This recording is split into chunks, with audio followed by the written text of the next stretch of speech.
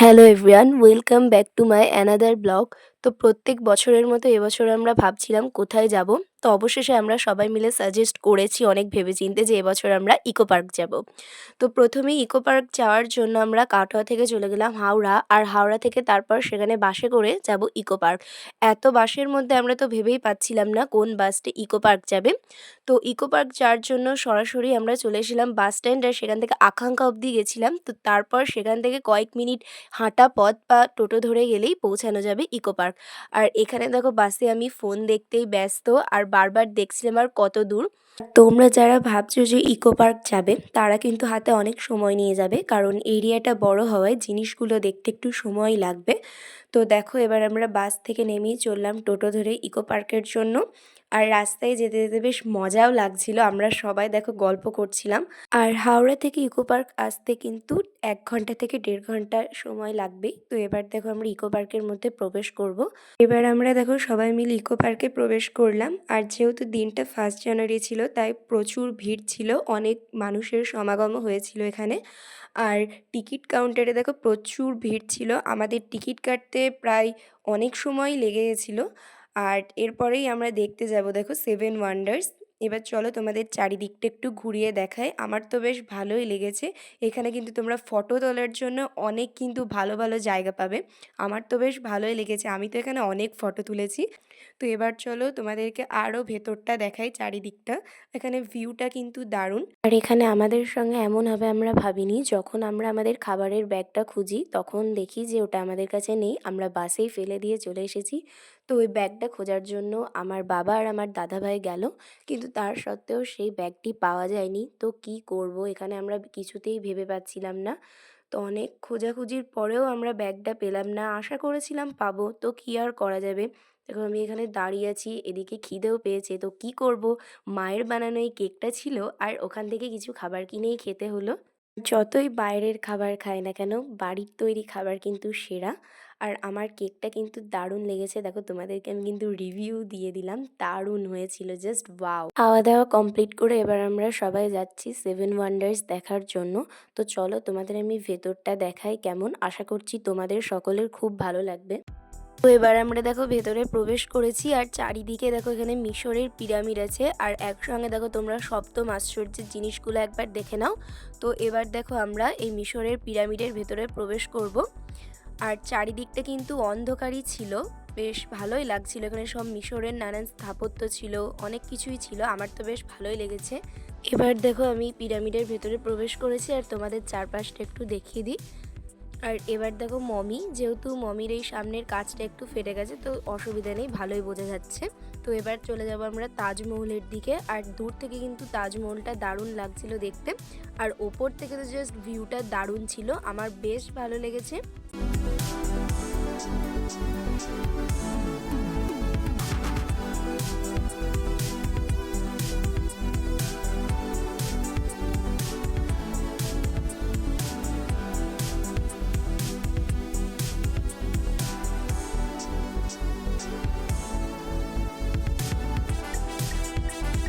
তো তাজমহল দেখার পরেই দেখো আমরা এবার দেখতে এলাম কলোসিয়াম। তো এবার দেখো কলোসিয়ামের সামনেটাই যাব, দূর থেকে তোমাদের দেখিয়ে দিলাম। দূর থেকে কিন্তু দারুণ লাগছিল দেখতে। তো চলো তোমাদের এবার ভেতরটা দেখানো যাক।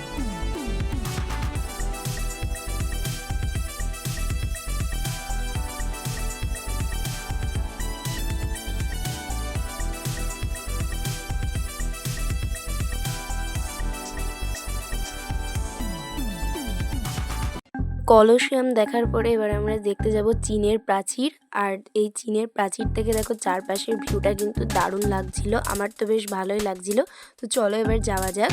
আর এই এরিয়াটা একটু বড় হওয়ার জন্য আমাদের এই চীনের প্রাচীরেই 15 থেকে 20 মিনিট সময় লেগে গেছে, কিন্তু যতই সময় লাগুক জিনিসটা কিন্তু দেখার মতো। আর চীনের প্রাচীর দেখার পরে দেখো আমরা বেরিয়ে পড়েছি অন্য আশ্চর্যের জিনিসগুলো দেখতে। এখনো অবধি আমরা এই ভিডিওতে মোট 4টে আশ্চর্যের জিনিস দেখিয়েছি তোমাদেরকে, আমি আরও চেষ্টা করব সবগুলো দেখানো। তো চলো পরবর্তী আশ্চর্যের জিনিসগুলো দেখানো যাক। এবার আমরা তোমাদেরকে দেখাবো দেখো পেট্রা জর্ডান। আর দেখো আমরা চলেও এসেছি, এবার তোমাদের ভেতরটা দেখানো যাক। আর প্রথমেই বলে রাখি কিন্তু এই ভিডিওটা তোমরা কিন্তু শেষ অবধি দেখবে, খুব ভালো লাগবে।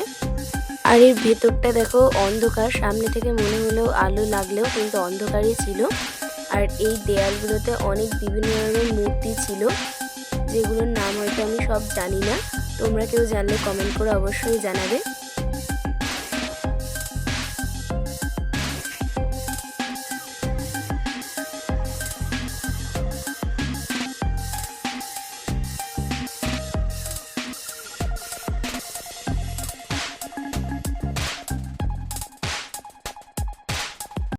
তো এবার আমরা দেখো এখান থেকে বেরিয়েই দেখতে পেলাম সুন্দর একটা ওয়াটারফল। এখানে কিন্তু দারুণ ছবি তোলা যাবে, আমি তো অনেক ছবি তুলেছি এখানে।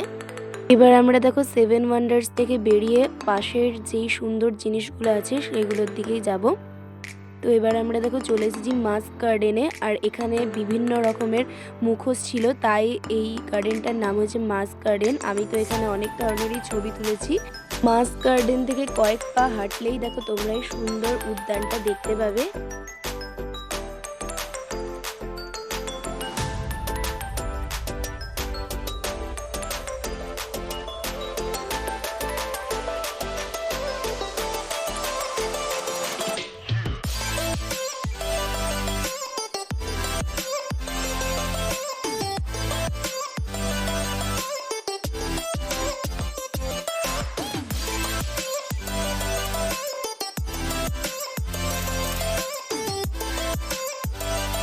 তো উদ্যানের ভেতরে দেখো অনেক ছবি তোলার পরে এবার আমরা উদ্যান থেকে বেরিয়ে পড়েছি।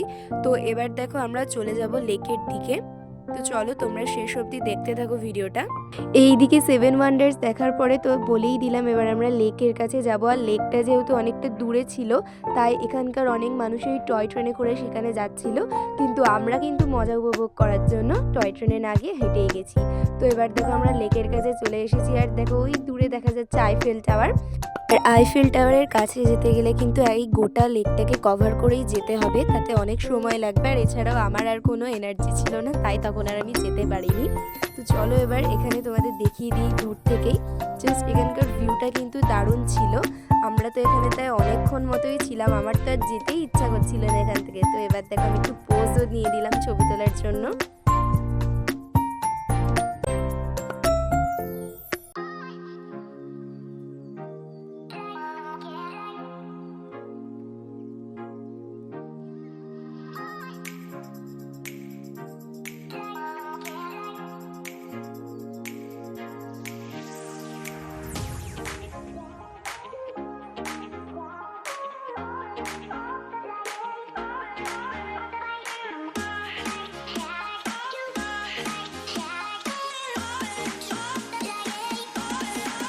আমি আর হাঁটতে পারছিলাম না, তো তবুও দেখো একটু গেলাম আর দেখতে পেলাম এই হার্বাল গার্ডেনটা।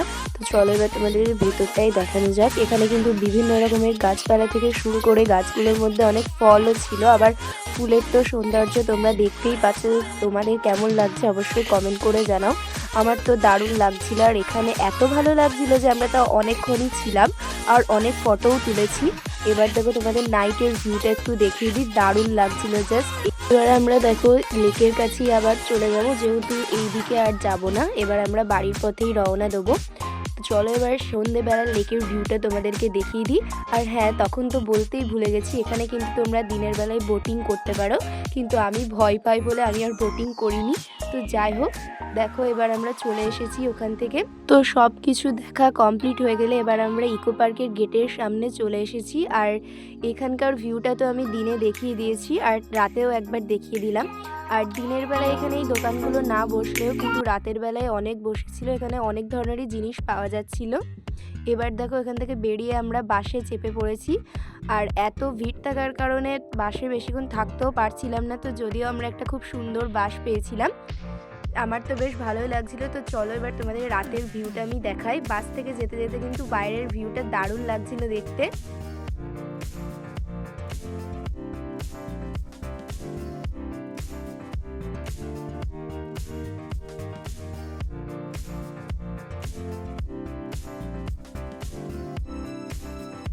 দেখো বাস থেকে আমরা নেমে পড়েছি আর চলে এসেছি এখনো স্টেশনে ট্রেন ধরার জন্য। আর এরকম নতুন নতুন ভিডিও পেতে আমার চ্যানেলটিকে সাবস্ক্রাইব করো আর আজকে তোমাদের এই পুরো ব্লগটা কেমন লাগলো অবশ্যই কমেন্ট করে জানাবে। আবার দেখা হবে তোমাদের সঙ্গে অন্য কোনো নেক্সট ব্লগে। আজকের মতন ভিডিওটা এইটুকুনি। Bye bye.